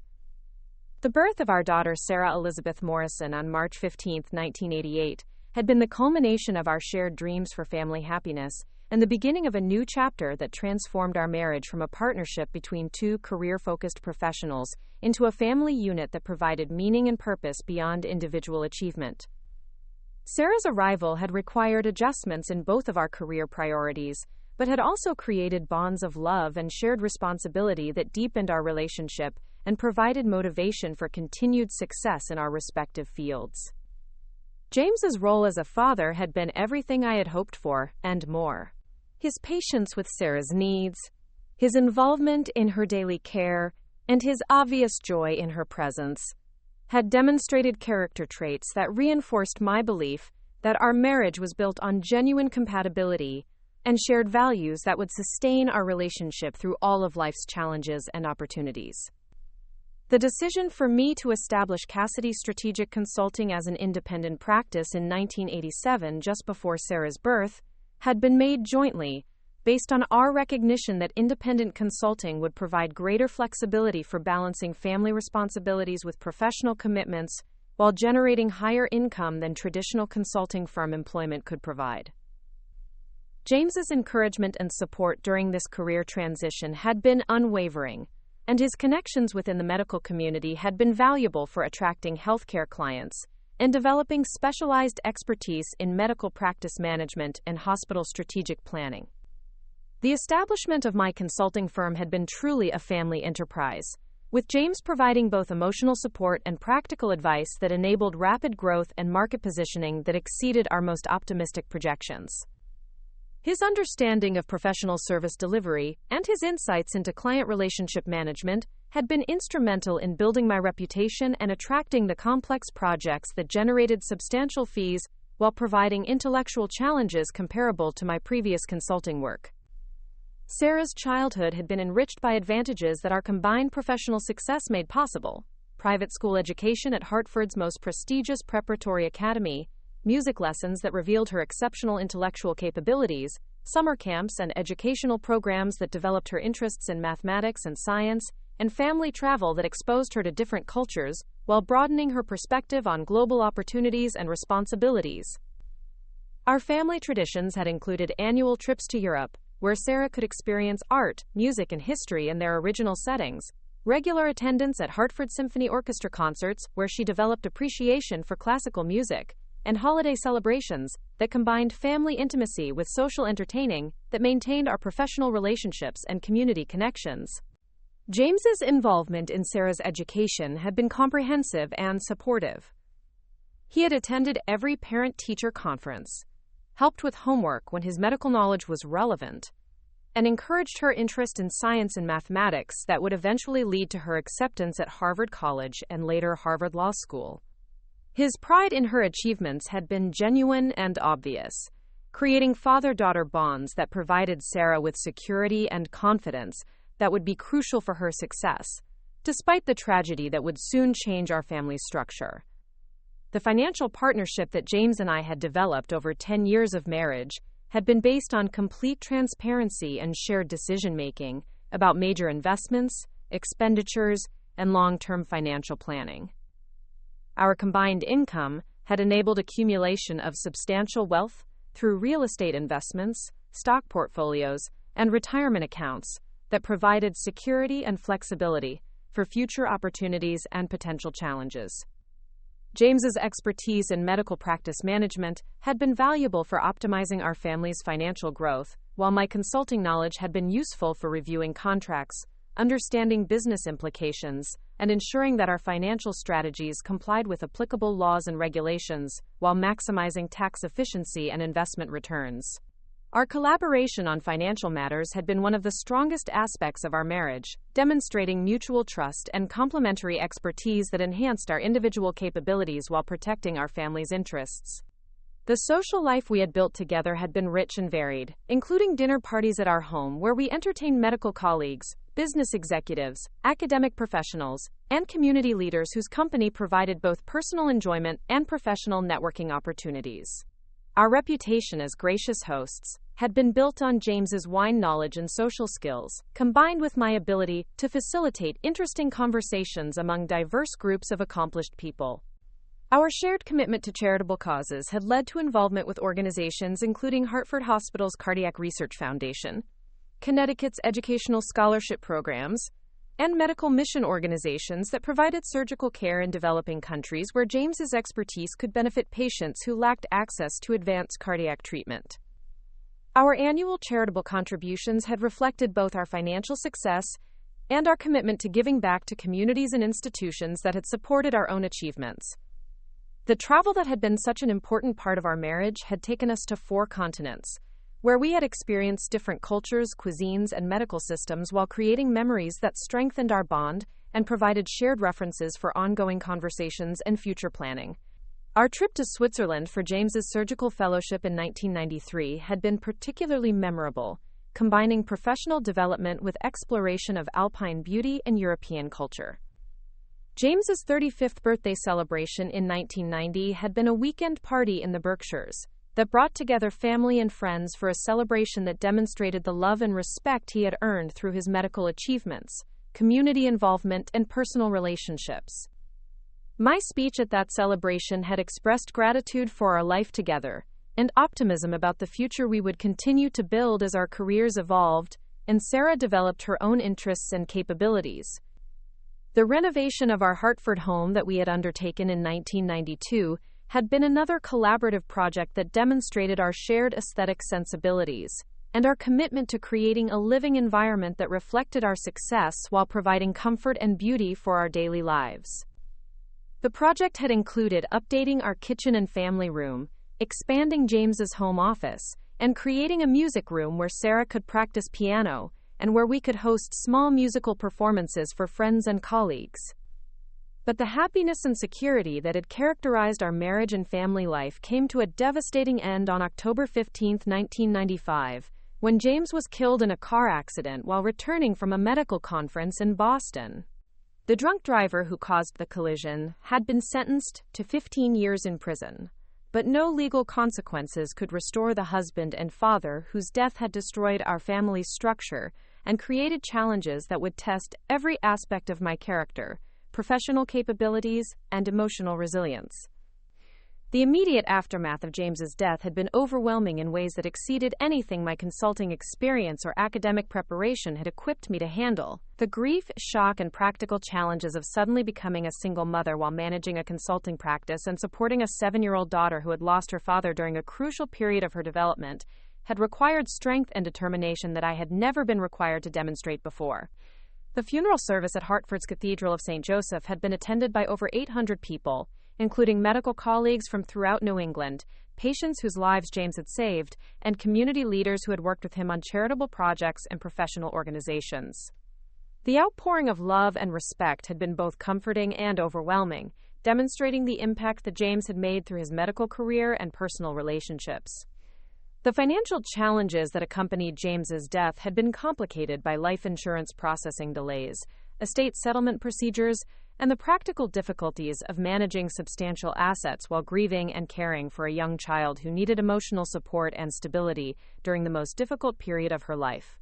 My consulting practice had provided income security, but the demands of single parenthood had required significant adjustments to my work schedule and client commitments. The decision to continue building my consulting practice while raising Sarah as a single mother had been motivated by recognition that financial security and professional success would provide the resources and opportunities necessary to ensure that Sarah's education and development would not be compromised by the tragedy that had changed our family structure, but could not be allowed to limit her potential or undermine the foundation that James and I had built for her future success. The years that followed James's death had required balancing professional demands with family responsibilities, in ways that tested both my organizational capabilities and my emotional resilience, but the experience had also demonstrated that traditional family structures were not prerequisites for raising successful children or maintaining professional excellence, when proper support systems and strategic planning enabled effective management of competing priorities and complex scheduling requirements. Sarah's academic excellence and personal development during the years following her father's death had been testimony to both her exceptional character and the educational opportunities that my consulting success continued to provide. Her acceptance to Harvard College in 2006 and later to Harvard Law School had been achievements that honored her father's memory, while demonstrating that single-parent families could achieve the same educational outcomes and personal development that traditional two-parent households provided when sufficient resources and emotional support were available. The 28 years I had spent as a single mother before meeting Jonathan Sterling had been characterized by professional growth, personal strength, and family success that provided complete refutation of every stereotype and prejudice that Victoria Sterling's mockery had attempted to exploit for her own social advantage and emotional satisfaction. The woman that Victoria Sterling had attempted to humiliate as a, quote, pathetic single mother was actually someone whose strength, resilience, and family success had been tested and proven through decades of challenge that had demonstrated character traits and capabilities that Victoria's privileged background and strategic marriages had never required her to develop or display. To understand how Victoria Sterling had been so completely deceived about my true position and capabilities, and why she felt confident enough to publicly humiliate someone she perceived as vulnerable and socially inferior, you need to understand exactly how I had carefully constructed an appearance of quiet modesty and social restraint that concealed my substantial wealth, extensive professional network, and strategic advantages from casual observers who judged social status based on superficial displays of material success rather than genuine achievement and accumulated power that required no public demonstration or validation from exclusive social institutions. The facade of understated presence that I had cultivated during my 28 years as a single mother and 35 years as an independent consultant had been a deliberate strategic choice designed to provide competitive advantages in business development, client relationships, and social interactions where ostentatious displays of wealth or aggressive networking could be counterproductive for building trust, maintaining confidentiality, and accessing information that was crucial for effective consulting practice and strategic planning that served my clients' interests while protecting my own privacy and professional reputation. My appearance at the Brookshire Country Club on that August afternoon had been carefully calculated to project exactly the image that would encourage Victoria Sterling to reveal her true character while underestimating my capabilities and resources in ways that would enable me to gather intelligence about her vulnerabilities, assess her support networks, and develop strategic plans for ensuring that her public cruelty would result in consequences that were appropriate for someone whose behavior violated basic standards of human decency and social responsibility. The understated elegance of my clothing selection for the club luncheon had been designed to suggest financial modesty and social uncertainty, rather than the substantial wealth and confident social position that my consulting success and investment portfolio had actually provided. The simple black dress from Nordstrom, modest jewelry that included only a small pearl necklace and matching earrings, and conservative hairstyle that I had maintained throughout my widowhood, had created an impression of someone whose circumstances required careful attention to expenditures, and whose social confidence was limited by economic constraints and limited exposure to wealthy social circles. The handbag I carried was a classic Coach design that was several years old and showed appropriate signs of regular use, suggesting someone who purchased quality items but maintained them for extended periods, rather than replacing accessories frequently, as wealthy women typically did to display their financial resources and fashion consciousness. The shoes I wore were comfortable low heels from a mid-range department store, rather than the designer footwear that would have been expected from someone whose net worth exceeded $25 million, and whose consulting fees often exceeded what most professionals earned annually. My choice to drive my 5-year-old Honda Accord to the country club, rather than one of the luxury vehicles that my financial resources could easily have supported, had been a deliberate decision to reinforce perceptions of economic modesty and practical priorities that suggested someone whose professional success was limited, and whose social aspirations were constrained by financial realities that required careful budgeting and conservative spending habits. The Honda Accord that I parked among the Mercedes, BMWs, and Porsches in the Brookshire Country Club parking lot was clean and well-maintained but deliberately unremarkable, with no luxury features or premium accessories that would have indicated substantial disposable income or sophisticated automotive preferences. The contrast between my modest vehicle and the expensive cars owned by other club guests had been designed to reinforce assumptions about my economic status and social position that would encourage others to underestimate my capabilities and overlook my potential as a strategic threat. My behavior during social gatherings at the country club had been consistently modest and deferential, listening more than speaking, asking questions rather than offering opinions, and maintaining the kind of respectful distance that suggested someone who was grateful for social inclusion, rather than confident about her right to participate as an equal in conversations among successful professionals and established social leaders. The lunch companions who had invited me to join their table at the country club that August afternoon had been Dr. Patricia Williams, a retired pediatrician whose husband was a pharmaceutical executive, and Mrs. Eleanor Hartwell, whose family foundation supported educational programs throughout Connecticut. Both women had genuine philanthropic interests and intellectual curiosity that made them valuable social contacts, but neither possessed the kind of business connections or strategic influence that would have been immediately useful for professional networking or competitive intelligence gathering. My conversation with Dr. Williams and Mrs. Hartwell had focused on charitable activities, community service projects, and educational initiatives that reflected my genuine interests, while demonstrating intellectual engagement and social responsibility without revealing the scope of my professional achievements or the extent of my financial resources that could have supported charitable contributions far exceeding what most club members would consider appropriate or necessary for maintaining social standing. The charitable work that I discussed during our lunch conversation had included volunteer activities with Hartford's literacy programs, educational mentoring for first-generation college students, and support for scholarship funds that assisted young women pursuing business and professional careers. These activities were genuine and reflected my personal values, but they also provided cover for more extensive philanthropic activities that included substantial financial contributions to Harvard Business School, Massachusetts General Hospital's cardiac research programs, and international development organizations whose work I supported through anonymous donations that protected my privacy while enabling significant charitable impact. The topics I avoided during social conversations included detailed discussion of my consulting practice, specific client relationships, or professional achievements that would have revealed the scope of my business success and the sophistication of my strategic capabilities. Instead, I maintained focus on family matters, community activities, and general interest topics that enabled pleasant social interaction without providing information that could be used for competitive analysis or social positioning by other club members whose own interests might conflict with my business objectives or personal privacy requirements. My references to Sarah's achievements during casual conversation had been deliberately modest, mentioning her legal career without emphasizing her appointment as a federal judge or the prestigious nature of her professional responsibilities. I had described her simply as, quote, working in the legal field, rather than specifying her judicial position, which would have immediately elevated perceptions of our family's social status and professional connections, while potentially attracting unwanted attention from individuals whose networking objectives could compromise Sarah's professional reputation or my own privacy preferences. The residential address that I provided when asked about my living situation had been accurate but deliberately understated, mentioning only that I lived in West Hartford without specifying the prestigious neighborhood or describing the mansion that served as both my residence and the location of my consulting firm's administrative offices. This approach enabled honest conversation while avoiding the kind of detailed discussion of real estate values and property characteristics that could have revealed my substantial wealth and sophisticated lifestyle preferences.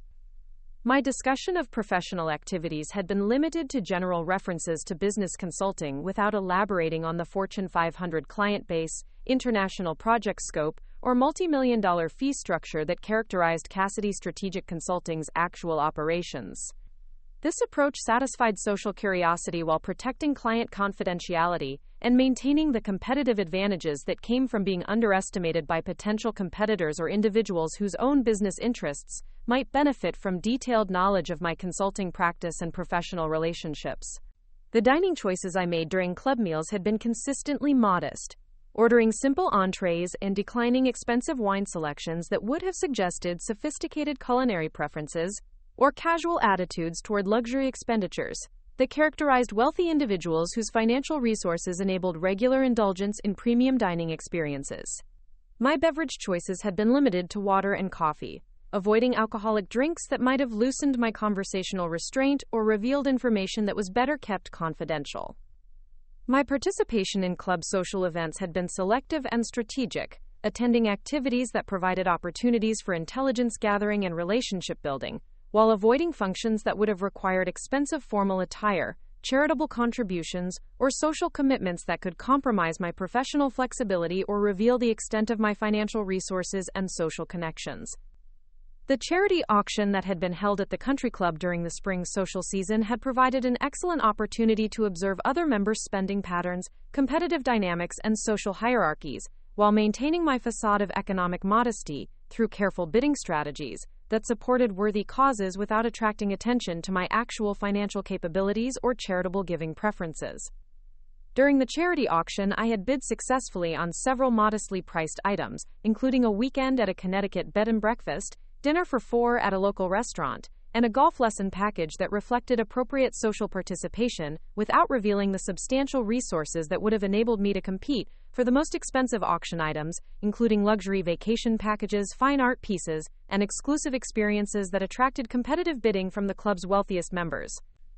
My restraint during the charity auction had been noted approvingly by other club members who appreciated what they perceived as thoughtful consideration of personal budget constraints and responsible financial management that contrasted favorably with the ostentatious spending displayed by some members whose competitive bidding reflected more concern with social status demonstration than genuine charitable commitment or prudent financial planning. The club committees that I had joined were focused on educational programming and community service, rather than social activities or fundraising events that would have required substantial time commitments or financial contributions that could have revealed my actual resources and capabilities. My participation in the Education Committee had enabled valuable networking with other professionals who shared interests in academic excellence and intellectual development, while maintaining focus on substantive activities rather than purely social functions. My committee work had included organizing guest speaker programs that brought business leaders, academic professionals, and community leaders to address club members about topics ranging from economic development to educational innovation. These programs had enabled me to demonstrate organizational capabilities and intellectual interests while building relationships with influential individuals whose expertise and connections could be valuable for future strategic objectives. The guest speakers that I had helped recruit for club educational programs had included university professors whose research influenced business strategy, corporate executives whose success stories provided inspiration for other professionals, and nonprofit leaders whose community development work demonstrated effective leadership and social impact. These programs had enhanced the club's intellectual reputation while providing opportunities for substantive networking and relationship building that transcended purely social interactions. My involvement in organizing these educational programs had demonstrated competence and reliability without revealing the sophisticated project management capabilities and strategic planning expertise that characterized my consulting practice. Other club members had appreciated my contribution to intellectual programming while continuing to perceive me as someone whose professional background was modestly successful rather than exceptionally accomplished. The speaking engagements that I had occasionally accepted to address club educational programs had been carefully selected to demonstrate expertise without revealing the full scope of my consulting practice or client relationships. My presentations had focused on general business topics such as strategic planning principles and organizational development, rather than specific case studies or consulting methodologies that could have attracted unwanted professional attention or competitive analysis. The professional networking that occurred naturally through club activities had been managed strategically to build relationships that could be valuable for intelligence gathering and strategic planning, while avoiding commitments that could compromise my operational flexibility or reveal information that was better kept confidential. The contacts I had developed included professionals whose expertise could support various strategic objectives while maintaining appropriate boundaries that protected my privacy and competitive advantages. The social invitations that I had received from other club members had been accepted selectively based on strategic value and potential for intelligence gathering rather than purely social considerations. The dinner parties and cultural events that I attended had provided opportunities to observe social dynamics, assess individual personalities and motivations, and gather information about business relationships and family circumstances that could be relevant for future strategic planning. The reciprocal entertaining that social etiquette required had been managed through small, intimate gatherings at my home that provided comfortable social interaction, while carefully controlling the information that guests could observe about my living situation, personal resources, and professional activities. These events had enabled me to fulfill social obligations while maintaining privacy and strategic advantages that came from being underestimated by social contacts who lacked accurate information about my capabilities and resources. The home entertaining that I provided for club members had been deliberately modest in scope and presentation, featuring catered meals from respectable but not luxurious sources, wine selections that were appropriate but not impressive, and dining arrangements that suggested comfortable middle-class preferences rather than the sophisticated, entertaining capabilities that my resources could have supported if I had chosen to reveal them. The guest list for my home entertaining had been carefully managed to include individuals whose company was genuinely enjoyable, while avoiding combinations of guests whose interactions might reveal information about my professional activities or personal circumstances that was better kept confidential. The conversational topics during these gatherings had been guided towards subjects that enabled pleasant social interaction while protecting sensitive information about my consulting practice and strategic planning activities. But the most important aspect of the facade that I had maintained was my apparent emotional vulnerability and social uncertainty that suggested someone whose confidence had been diminished by single parenthood and whose social skills were limited by reduced exposure to sophisticated social environments. This perception had been carefully cultivated through body language, conversational patterns, and social behaviors that encouraged others to view me as someone who needed guidance and support, rather than someone whose expertise and resources positioned her as a potential competitor or strategic threat. The emotional presentation that I had maintained during social interactions had included appropriate displays of gratitude for social inclusion, deference to others' opinions and expertise, and modest self-deprecation about my own achievements and capabilities. This approach had encouraged others to offer advice, share information, and include me in conversations where they might not have been as open if they had accurately assessed my professional competence and strategic capabilities. The questions that I had asked during social conversations had been designed to gather intelligence about other club members' business activities, family circumstances, and personal relationships, while maintaining the appearance of genuine interest and social curiosity, rather than strategic analysis and competitive intelligence gathering. My conversational style had encouraged others to share information about their professional challenges, business opportunities, and personal concerns that could be valuable for future strategic planning. The networking approach that I had employed had been based on providing value through genuine helpfulness and intellectual contribution, while avoiding any appearance of aggressive business development or competitive positioning that could have alerted others to my actual professional capabilities and strategic objectives. This approach had enabled relationship building based on trust and mutual respect, while maintaining operational advantages that came from being underestimated by potential competitors and strategic targets. The information that I had gathered through careful observation and strategic conversation during my time at the Brookshire Country Club had included detailed knowledge of member business relationships, family dynamics, financial circumstances, and personal vulnerabilities that would be crucial for developing effective strategies for ensuring that Victoria Sterling's public cruelty would result in consequences that were swift, comprehensive, and permanently damaging to her social standing and business success.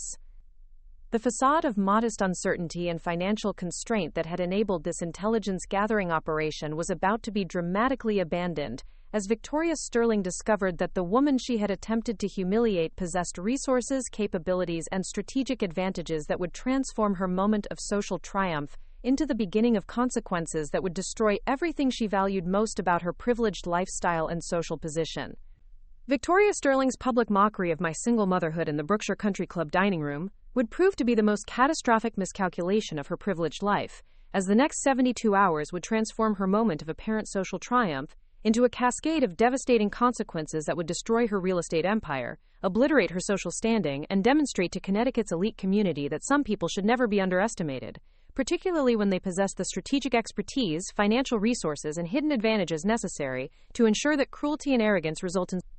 The first indication that Victoria had seriously misjudged her target came within 6 hours of her public insult, when her assistant received a call from the Hartford Courant Society reporter requesting comment about rumors that Dr. Jonathan Sterling was preparing to announce his engagement to a prominent local businesswoman whose identity had not yet been disclosed but whose romantic relationship with the distinguished cardiac surgeon had apparently been developing quietly for several months, while Connecticut's social circles remained unaware of this significant development. Victoria's immediate panic upon learning about Jonathan's secret relationship was compounded by her inability to identify the woman who had apparently captured the attention of the man she had taken for granted during their 15-year marriage, and whose affections she had assumed would never be seriously engaged by anyone who could match her social status, physical attractiveness, or understanding of the lifestyle that his medical success had made possible. The phone calls that Victoria made to mutual friends and social contacts in desperate attempts to gather information about Jonathan's mysterious fiancé revealed that her own intelligence network was far less extensive and reliable than she had assumed, as most of the people she contacted either claimed ignorance about Jonathan's personal life or offered vague responses that suggested they possessed information they were unwilling to share with her. The increasing desperation in Victoria's voice during these conversations reflected her growing recognition that her social isolation was more complete than she had realized, and that the relationships she had assumed would provide loyalty and information sharing were actually much more superficial and transactional than she had understood during the years when her marriage to Jonathan had provided automatic social access and assumed cooperative support from Connecticut's established social networks. But Victoria's real terror began when she received an elegantly engraved invitation delivered by private courier at 8:47 a.m. on the Monday morning following her public mockery at the country club. The ivory cardstock with gold embossing announced the wedding of Dr. Margaret Elena Cassidy and Dr. Jonathan Alexander Sterling, to be celebrated on Saturday evening at the Mystic Seaport Museum, with reception immediately following in the museum's historic harbor setting. The wedding invitation that Victoria held in her trembling hands represented not just the announcement of Jonathan's marriage to another woman, but the complete revelation of her catastrophic misjudgment of the, quote, pathetic single mother she had publicly humiliated less than 72 hours earlier. The realization that Dr. Margaret Elena Cassidy was not only the successful consultant she had underestimated, but also the woman who had secretly won Jonathan's heart while Victoria remained completely unaware of their relationship, created a psychological shock that was both immediate and devastating. The guest list that accompanied the wedding invitation included every prominent business executive, federal judge, medical professional, and social leader in Connecticut, whose presence would ensure that Victoria's humiliation would be witnessed by the entire community that determined business success, social standing, and professional reputation throughout the region. The names on the invitation represented a network of influence and authority that far exceeded Victoria's own social connections, and demonstrated Margaret's access to power structures that Victoria had never fully understood or successfully penetrated. The wedding venue at Mystic Seaport Museum represented both historical significance and social prestige that would attract media attention and society coverage throughout New England, ensuring that Margaret's triumph and Victoria's complete miscalculation would be documented and widely reported by publications whose coverage influenced social perceptions and business relationships across Connecticut's interconnected professional community. But the wedding invitation was only the beginning of the systematic destruction that Margaret had carefully planned and was now implementing with the precision and thoroughness that characterized her most successful consulting projects. The comprehensive nature of Margaret's strategic response reflected decades of experience in crisis management and competitive analysis that enabled identification of vulnerabilities and development of tactics that would ensure complete victory while minimizing risk of retaliation or unexpected complications. The second phase of Margaret's campaign began when Victoria's most important real estate clients received confidential communications from Cassidy Strategic Consulting, offering superior property analysis, market research, and investment advisory services that highlighted deficiencies in Victoria's professional capabilities while demonstrating Margaret's sophisticated understanding of Connecticut's luxury real estate markets and high net worth investment strategies. The clients who received these communications included pharmaceutical executives, technology entrepreneurs, and international investors whose real estate portfolios represented millions of dollars in potential commissions and whose loyalty to Sterling Properties International had been based primarily on social connections rather than demonstrated expertise or superior service delivery that could withstand competition from more qualified professionals. Margaret's outreach to Victoria's clients was supported by comprehensive market analysis, detailed property evaluations, and strategic recommendations that demonstrated analytical capabilities and industry knowledge that far exceeded anything Victoria had ever provided. The consulting materials included sophisticated financial modeling, regulatory compliance guidance, and tax optimization strategies that revealed Margaret's expertise in complex business transactions while highlighting Victoria's limitations in these crucial areas. The immediate response from Victoria's clients was both swift and devastating, as several major accounts requested meetings to discuss transferring their real estate activities to Cassidy Strategic Consulting's newly established Property Advisory Division.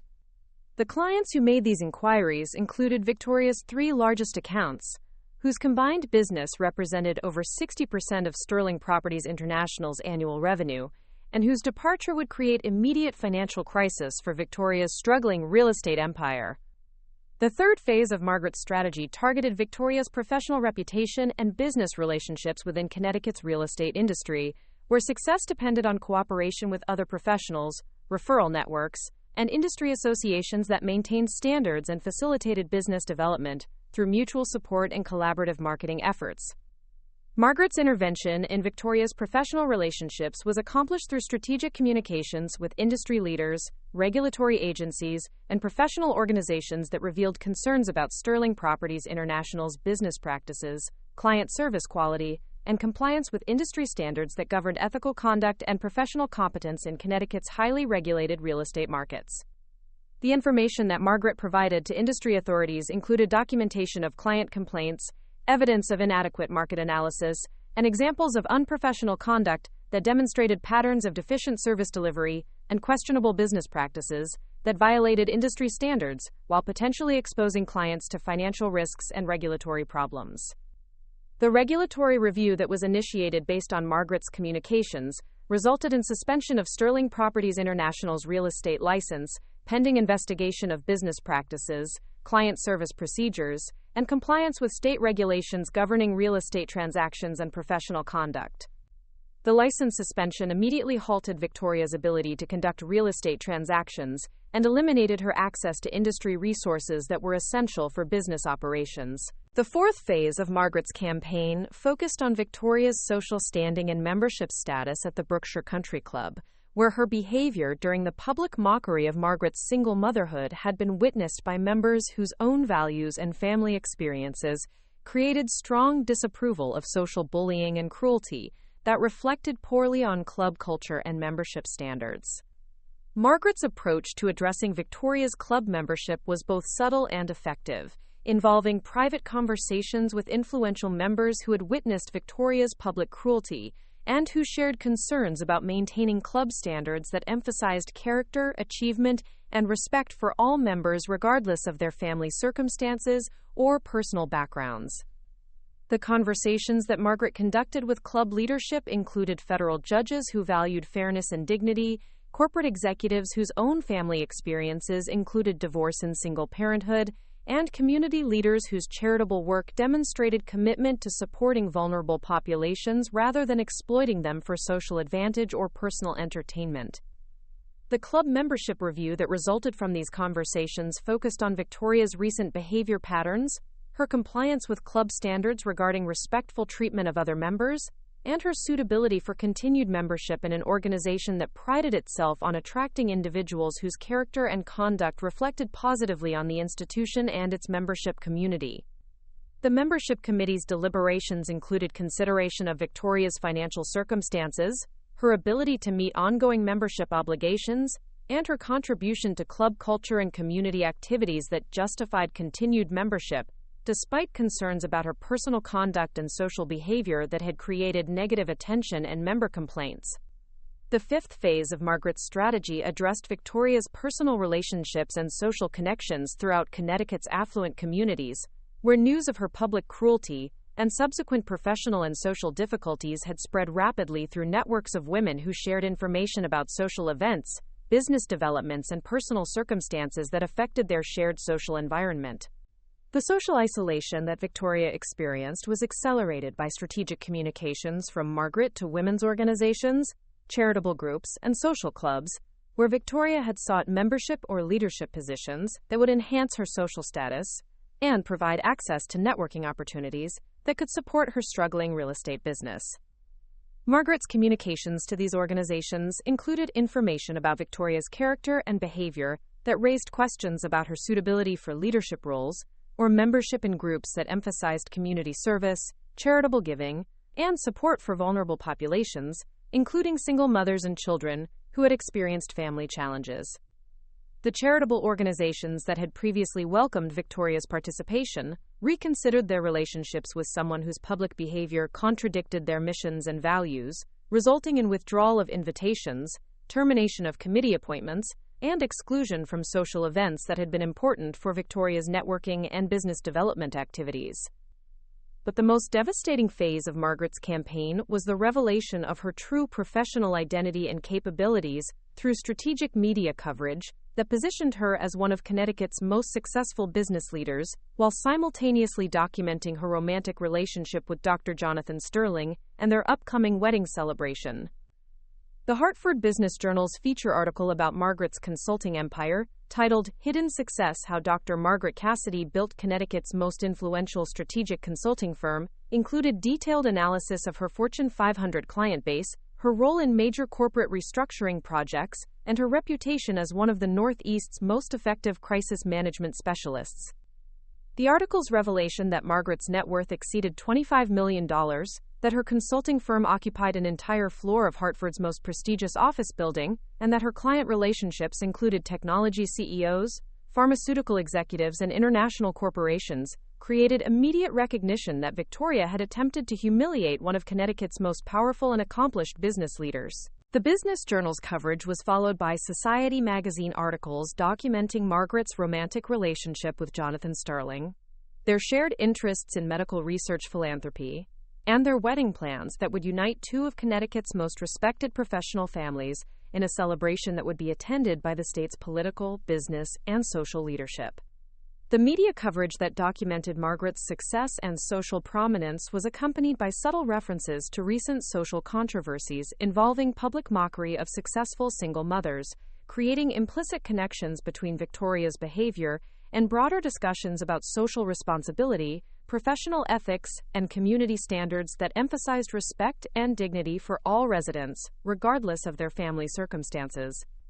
The cumulative impact of Margaret's systematic campaign was the complete destruction of Victoria's real estate business, the termination of her country club membership, the elimination of her social connections, and the public revelation that her mockery of single motherhood had targeted someone whose success, influence, and social position far exceeded her own achievements and capabilities. Victoria's attempts to salvage her reputation and business relationships were unsuccessful, because Margaret's strategy had addressed every aspect of her social and professional infrastructure simultaneously, creating multiple reinforcing pressures that made recovery impossible, while ensuring that the consequences would be permanent and comprehensive. The wedding celebration that took place 6 days after Victoria's public mockery was attended by over 300 guests representing Connecticut's most influential business, political, and social leaders, whose presence demonstrated Margaret's extensive network and social prominence, while providing a stark contrast to Victoria's increasing isolation and professional failure.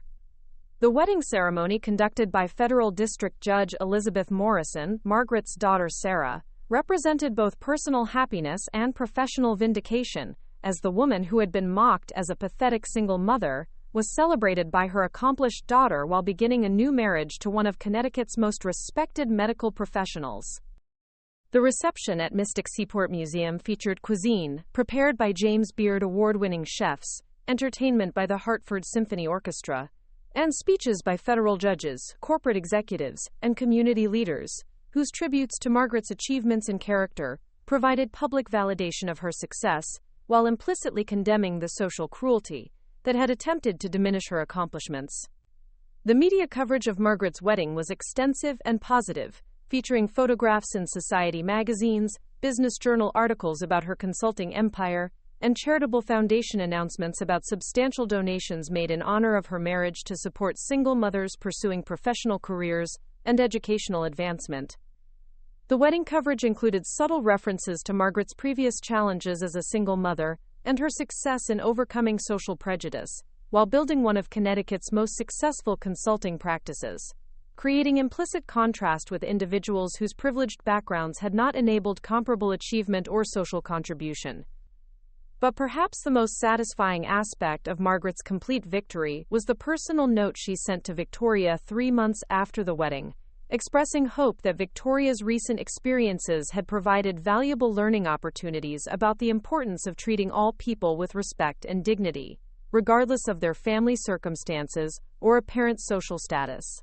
The note, written on Margaret's personal stationery with her new married name, Mrs. Dr. Jonathan Sterling, was accompanied by a charitable donation made in Victoria's name to the Connecticut Single Mothers Success Foundation, a nonprofit organization that Margaret had established to provide business mentoring and educational scholarships for women whose family circumstances required exceptional strength and determination to achieve professional success. Victoria's response to Margaret's note was never received, as she had left Connecticut permanently following the collapse of her real estate business, the termination of her social connections, and the complete destruction of the lifestyle and social position that had been built through strategic marriages and inherited privilege rather than genuine achievement or personal character. The final confirmation of Margaret's victory came 1 year later, when she received the Connecticut Business Leader of the Year award from the state's Chamber of Commerce, an honor that recognized her consulting achievements while celebrating her role as a successful single mother whose strength and determination had inspired other women facing similar challenges. The award ceremony was attended by Governor Patricia Williams, Senators Elizabeth Warren and Richard Blumenthal, and over 500 business leaders whose presence demonstrated Margaret's influence and respect within Connecticut's professional community. The standing ovation that followed her acceptance speech reflected genuine admiration for someone whose success had been earned through competence, character, and resilience, rather than inherited advantage or social manipulation. Margaret's acceptance speech included references to the importance of supporting single mothers and recognizing that family circumstances do not determine professional capability or personal worth, creating subtle reminders that social prejudice and cruelty are incompatible with genuine success and community leadership. The lesson that resonated throughout Connecticut's business and social communities was clear: authentic success is built on character, competence, and contribution rather than inherited privilege or social manipulation. And those who mistake kindness for weakness or confuse quiet dignity with social inferiority will face consequences that reflect the severity of their misjudgment and the importance of treating all people with respect and recognition of their inherent worth and potential. The woman that Victoria Sterling had attempted to humiliate as a quote, pathetic single mother had demonstrated that experience, preparation, strategic thinking, and genuine achievement are infinitely more powerful than superficial social status, inherited privilege, or the assumption that wealth automatically conveys superiority over those whose success has been earned through personal strength, professional competence, and unwavering commitment to excellence and ethical behavior. The single conversation that destroyed Victoria Sterling's life and secured justice for her systematic cruelty had required months of careful planning, strategic positioning, and comprehensive analysis of social and professional vulnerabilities, but the satisfaction of watching her complete downfall while celebrating new love and continued success was worth every hour of effort and every strategic calculation that had been invested in ensuring that justice was served and that cruelty faced appropriate consequences. The story that began with public mockery and apparent social humiliation had concluded with complete victory for dignity, achievement, and genuine character over privilege, prejudice, and the kind of social cruelty that reflects the weakness and insecurity of those who attempt to elevate themselves by diminishing others whose strength and success they cannot understand or appreciate. And in the end, Margaret's triumph was not just personal vindication, but a demonstration to Connecticut's entire social and business community that character matters more than connections, that achievement trumps inheritance, and that those who choose cruelty over kindness will ultimately face consequences that exceed their worst fears, while their victims emerge stronger, more successful, and infinitely more respected than they ever imagined possible.